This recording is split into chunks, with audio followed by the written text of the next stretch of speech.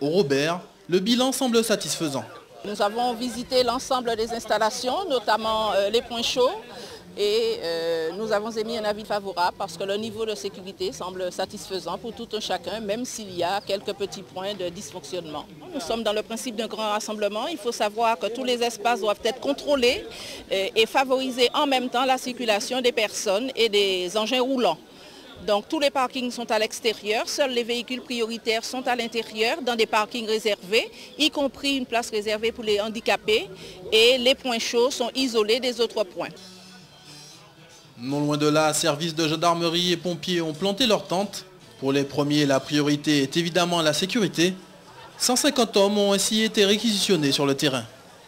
Il s'agit sinon d'éviter, au moins de gérer au mieux les incidents pouvant survenir.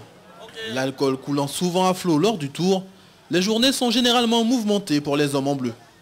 Alors sur cette manifestation aujourd'hui du Tour d'Ailleul, sur cette étape au Robert, nous avons plus de 150 personnels qui sont déployés pour à la fois assurer des missions de circulation aux abords des axes, de contrôle sur les points d'entrée, mais aussi d'intervention sur l'ensemble de la partie proche de l'étape.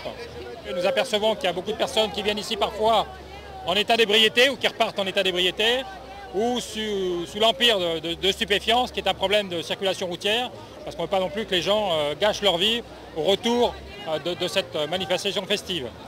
Nous avons également des problèmes d'intervention, puisque nous avons parfois des bagarres à déplorer sur l'épreuve elle-même, mais aussi parfois sur l'après Tour d'Ailleul. Et les pompiers ne sont pas en reste. Plusieurs équipes mobiles effectuent des rondes à tour de rôle. Aidés des médecins et de secouristes bénévoles, ils interviennent sur terre comme sur mer afin de porter secours en cas d'incident grave.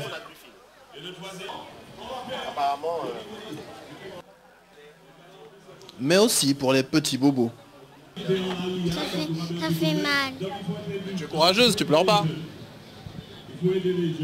Ben, c'est en courant au niveau de la plage là, avec sa petite cousine, et puis elle est tombée, quoi. Il y a du monde qui m'a dit qu'il y a un coin pompier dans le coin, donc je me suis dit, vaut mieux l'emmener, quoi.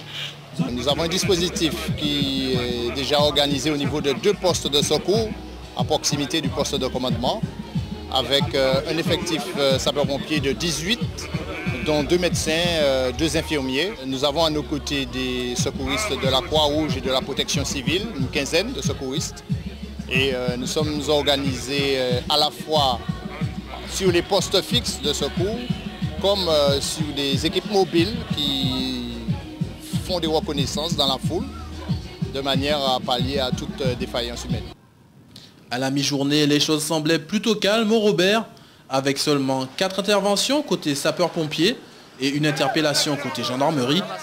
Il faudra néanmoins attendre la fin de journée afin de tirer un bilan définitif sur ce qui reste avant tout une journée de détente sur le bord de mer du Robert.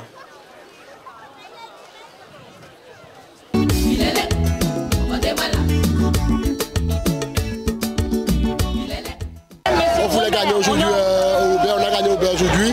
Je suis content pour nos sponsors et puis